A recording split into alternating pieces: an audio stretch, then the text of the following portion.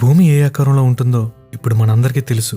ఇప్పుడున్న టెక్నాలజీ ద్వారా satellite images ద్వారా భూమి గుండ్రంగా ఉందని మనం ఈజీగా చెప్పగలం. కానీ మనలో కొంతమంది ఉన్నారు, వాళ్ళంతా భూమి గుండ్రంగా లేదని, భూమి ఫ్లాట్గా అంటే బల్లపొరుపుగా ఉందని నమ్మేవాళ్ళు ఉన్నారు. ఈ విషయం మీకు తెలుసా? వీళ్ళనే ఫ్లాట్ ఎర్తర్స్ అని పిలుస్తారు.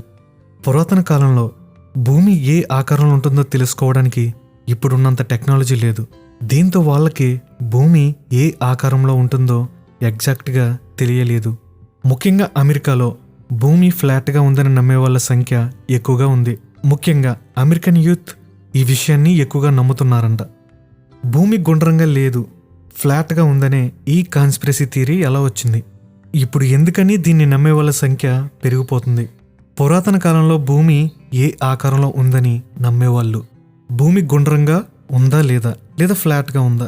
ఈ ఇంట్రెస్టింగ్ విషయాలన్నింటినీ ఈ ఎపిసోడ్లో తెలుసుకుందాం. హాయ్, అందరికీ నమస్కారం. నా పేరు విజయ్. మీరు వింటున్నారు Vijay knowledge show, a Telugu podcast.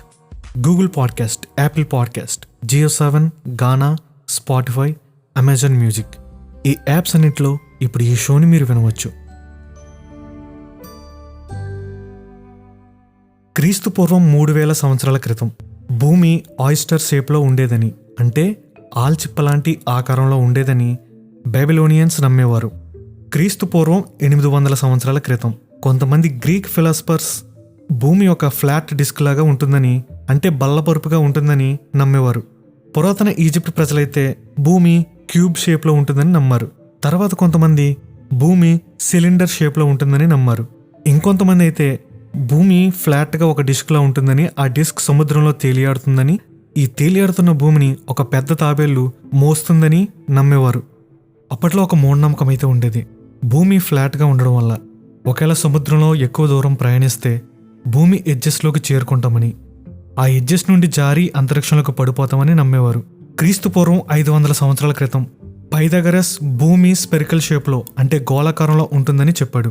Scientific ఆధారాలతో దీన్ని పైథాగరస్ చెప్పలేదు. గ్రీక్ దేవుళ్ళు భూమిని ఒక పర్ఫెక్ట్ షేప్లో తయారు చేసి ఉంటారని, స్పియర్ మాత్రమే ఒక పర్ఫెక్ట్ షేప్ అని పైథాగరస్ నమ్మాడు.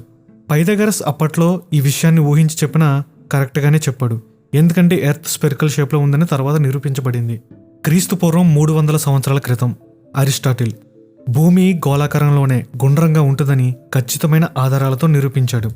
చంద్రగ్రహణం జరిగే సమయంలో సూర్యునికి చంద్రునికి మధ్యలోకి భూమి వస్తుంది. అప్పుడు భూమి యొక్క నీడ చంద్రునిపై పడుతుంది. చంద్రునిపై పడిన నీడ రౌండ్గా లేదా కర్వ్ షేప్లో ఉంటుందని అరిస్టాటిల్ గమనించాడు. భూమి గోళాకారంగా ఉండడం వల్లే దాని నీడ కూడా గుండ్రంగా చంద్రునిపై పడిందని గుర్తించి భూమి గోళాకారంగా ఉంటుందనే విషయాన్ని అరిస్టాటిల్ నిరూపించాడు. తర్వాత చాలామంది భూమి గుండ్రంగా ఉంటుందనే విషయాన్ని గుర్తించారు, దీన్ని యాక్సెప్ట్ చేశారు. 18th సెంచరీలో కొంతమంది భూమి గుండ్రంగా లేదని, ఫ్లాట్గా ఉందని బుక్స్ రాశారు. అప్పటి నుంచి భూమి ఫ్లాట్గా ఉంటుందని నమ్మేవారి సంఖ్య పెరుగుతూ వస్తుంది. ఈ ఫ్లాట్ ఎర్త్ని నమ్మే వాళ్ళ నమ్మకం ప్రకారం భూమి గుండ్రంగా ఉండదు, బల్లపరుపుగా ఒక ఫ్లాట్ డిస్క్ లాగా ఉంటుంది. నార్త్ పోల్ ఈ డిస్క్ మధ్యలో ఉంటుంది. ఈ ఫ్లాట్ డిస్క్ చుట్టూ కొన్ని 100 అడుగుల ఎత్తులో మంచు కప్పబడి ఉంటుంది. భూమి చుట్టూ ఉండే సముద్రాన్ని ఈ మంచు ఆపుతుందంట. ఎవరూ కూడా ఆ మంచు కొండల్ని దాటి వెళ్ళలేరంట. ఒకవేళ వెళ్ళినా నాసాకి సంబంధించిన మిలిటరీ అక్కడ ఉంటుంది. ఎవరు కూడా ఈ మంచు కొండల్ని దాటకుండా ఆ మిలిటరీ ప్రొటెక్ట్ చేస్తుందంట. నాసా మనలందరినీ మోసం చేసి భూమి ఫ్లాట్గా ఉందని నిజాన్ని దాస్తుందని ఈ ఫ్లాట్ ఎర్తర్స్ అందరూ నమ్ముతారు. మీరు ఫ్లాట్ ఎర్త్ అని గూగుల్లో టైప్ చేసి చూడండి, కొన్ని ఇమేజెస్ వస్తే అప్పుడు మీకు అర్థమవుతుంది ఈ ఫ్లాట్ ఎర్త్ అనే థియరీ అంటే ఏంటో. అమెరికన్స్ ఎక్కువగా ఈ ఫ్లాట్ ఎర్త్ థియరీని నమ్ముతారు. అలాగే యూకేలో కూడా దీన్ని నమ్మే వాళ్ళు ఉన్నారు. ఈ కాన్స్పిరసీ థియరీ ఎక్కువగా స్ప్రెడ్ అవడానికి ఇంటర్నెట్ అలాగే సోషల్ మీడియా వీళ్ళకి బాగా ఉపయోగపడుతున్నాయి. దీన్ని నమ్మే వాళ్ళ సంఖ్య కూడా పెరిగిపోతుంది. ఫ్లాట్ ఎర్త్ ఇంటర్నేషనల్ అనే సొసైటీ కూడా వీళ్ళందరూ ఏర్పాటు చేసుకున్నారు. ప్రతి సంవత్సరం మీటింగ్స్ జరిగితే ఫ్లాట్ ఎర్త్ థియరీని నమ్మే వాళ్ళంతా ఈ కాన్ఫరెన్స్కి అటెండ్ అవుతారు. ఇంత టెక్నాలజీ ఉన్నా, ఇన్ని ఆధారాలు ఉన్నా ఇంకా ఈ కాన్స్పిరసీ థియరీని నమ్మే వాళ్ళు ఉండడం చాలా ఆశ్చర్యాన్ని కలిగిస్తుంది. ఇంతకీ భూమి గుండ్రంగా ఉందా లేదా ఫ్లాట్గా ఉందా? సో దీనికంటే ఏమైనా ఆధారాలు ఉన్నాయా? భూమి గుండ్రంగా ఉందని నిరూపించడానికి చాలా ఆధారాలు ఉన్నాయి, కానీ 4 ఆధారాలని ఇప్పుడు మనం తెలుసుకుందాం. మొదటిది చంద్రగ్రహణం.